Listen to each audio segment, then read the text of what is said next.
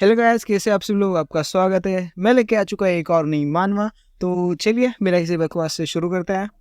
Episode शुरू होता है, हमें दिखाया जाता है एक खंडर सी जगह जहाँ पे बहुत सारे जॉम्बीज का आवाज आ रहा होता है। फिर अगले सीन में हमें दिखाया जाता है उस फैक्ट्री के अंदर बहुत सारे जो जॉम्बी है वो नीचे होते हैं और ऊपर एक इंसान को टांग दिया होता है। और उस केज के बाहर बहुत सारे इंसान हथियार लेके खड़े होते हैं। फिर उनमें से एक लड़की बोलती है, जियांग सेओयांग, तुम्हारे सारे दोस्त वो तो अब नहीं रहे, तो तुम कैसे हो? क्या तुम्हें कुछ महसूस हो रहा है? अब तो तुम्हारी ज़िंदगी किसी काम की भी नहीं है।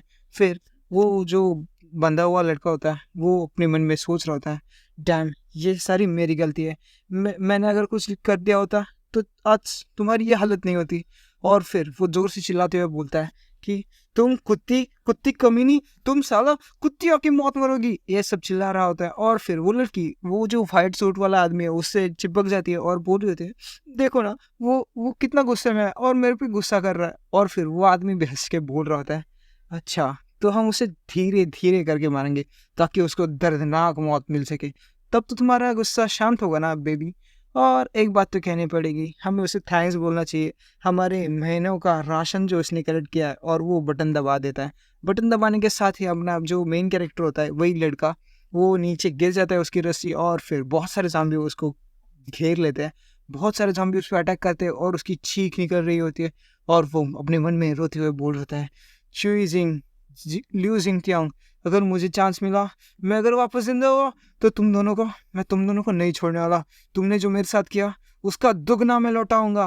और फिर सीन शिफ्ट होता है, हमें दिखाया जाता है कि अपना मेन कैरेक्टर वापस से पुरानी वाली अपनी बॉडी में लौट जाता है, जहाँ पे वो अपनी आंखें खोलता है तो हैरान होता है। और फिर कोई बोल रहा होता है कि जियांग जाओते हो, क्या तुमने मुझे समझ क्या रखा है? और फिर क्या तुम्हें मुझसे थोड़ा भी प्यार नहीं है? अभी तक प्रॉपर्टी में मेरा नाम ऐड क्यों नहीं हुआ? और क्या तुम मुझसे थोड़ा भी प्यार नहीं करते? ये सब कोई लड़की बोल रहे थे। फिर अपना मेन कैरेक्टर जो अभी होश में है, वो अपने मन में भी सोच रहा था, ये क्या हो रहा है? और अपने आजू बाजू देखने लगता है और फिर बोलता है, ये तो, और कहीं मैं सच में रिबॉर्न तो नहीं हो गया? और फिर मेरी जो पिछली लाइफ होती है, वो सोच रहा होता है कि मेरी जो पिछली लाइफ होती है, ये सब मैंने गंवा दिया था। मेरे जो पेरेंट्स ने मेरे लिए छोड़ा था, और मेरे पास जो जितना भी पैसा था वो इस कुत्ती कमीनी के पीछे मैंने लगा दिया था। और मैं रास्ते पे आ चुका था, इसलिए तो मुझे कहीं का नहीं छोड़ा था। बाद में जब दुनिया में बदल गई और जॉम्बीज लोग अटैक करने लगे, जो भी इंसान जॉम्बीज में बदलने लगे, तो ये दुनिया कोहरे में छा गई, पूरा मातम छा गया था।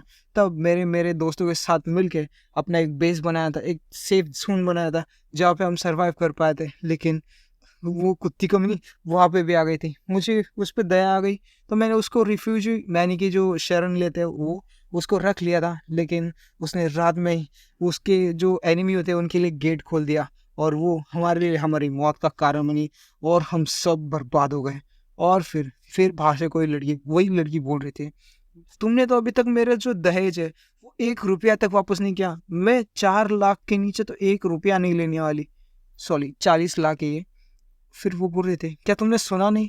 फिर अपने मेन कैरेक्टर मन में उसको गालियां दे रहा होता है, और शांत रहो, शांत रहो, अभी हम गुस्से में काम नहीं ले सकते। और फिर वो बोल रहे थे, मैं तुम्हें 1 हफ्ता दे रही हूँ, अगर तुमने कुछ नहीं किया तो वो बोलने से पहले अपना मेन कैरेक्टर उसको धक्के दे बाहर निकाल देता है और बोल रहे थे, हाँ हाँ समझ गया, अब निकलो। और फिर दरवाज़ा मतलब बंद कर लेता है। वो भी अपने मन में सोच रहे थे, ये क्या हो गया, ये जियांग जियांग ऐसा कैसे बन गया? वो तो मेरे पीछे लट्टू था ना। और फिर अपने मेन कैरेक्टर दरवाज़ा बंद करने के साथ टाइम देख रहा होता है और अपने मन में सोच रहा होता है, अभी अभी 1 महीना है प्रिपरेशन करने के लिए, और एपोक्लिप्स आ रहा है। फिर जब वो ऐसा मुड़ के देख रहा होता है, तभी सिस्टम का नोटिफिकेशन आता है, और उसका एक सिस्टम जो टास्क देता है उसको, एपोक्लिप्स का, एक्टिवेट हो जाता है। और फिर वो उसको एक मिशन मिलता है कि जल्दी से जल्दी एक जो ज़मीन है उसको खरीद लो, मतलब अपने खुद के नाम पे एक ज़मीन लो और 1 साल का राशन पानी इकट्ठा करो, और टास्क कंप्लीट होने पे तुम्हें 10 पॉइंट मिलेंगे, और इस 10 पॉइंट से तुम स्टोर में से कुछ भी खरीद सकते हो। फिर अपना मेन कैरेक्टर बोलता है, तो सिस्टम भी मिला है मुझे रिबॉर्न होने के साथ, और ये पॉइंट का क्या चक्कर है, मैं ये पॉइंट कहाँ पे यूज़ कर सकता हूँ? फिर उसे सिस्टम स्टोर दिखाया जाता है, जिसमें अभी फ़िलहाल तो 3 ही ऑप्शन होते हैं, जिसमें स्ट्रेंथ एनहांसमेंट, यानी कि अपनी मेन कैरेक्टर की स्ट्रेंथ बढ़ेगी, और एक सर्वाइवल किट और प्रोटैगनिस्ट सप्लाई बॉक्स, जिससे कुछ भी रैंडमली इन बॉक्सेस से मिल सकता है। और रिफ्रेश करने के लिए तो मेरे 2 पॉइंट्स लगेंगे।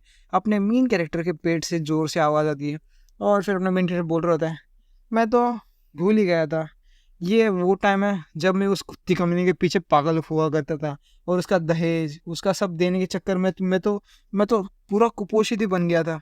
और आज टाइम है तो मैं पूरा पेट भर के खाऊंगा। और मोबाइल में कोई स्विगी जैसा ऐप डिलीवरी वाला खोल लेता है और बोल रहता है, इस दूसरी दुनिया में ज़ॉम्बीज़ जब आएंगे तो मुझे इतना बढ़िया खाना कब खाने को मिलेगा, तो अच्छा है मैं अभी मंगवा लेता हूँ। और फिर हमें सीन शिफ्ट होता है और दिखाया जाता है बहुत सारे लजीज खाने को, जिसको अपना मेन कैरेक्टर देख रहा होता है। ये तो ऐसा होता है, इतना ज़्यादा महंगा खाना ये। और एक बाइट लेता है तो अपने मेन कैरेक्टर की बॉडी से पूरे कपड़े फट जाते हैं, मतलब उसकी इमेजिनेशन में उसको बहुत अच्छा लग रहा होता है। यही सब दिखा रहे होते हैं। फिर अपना मेन कैरेक्टर गपागप करके सब खा रहा होता है भुक्कड़ की तरह।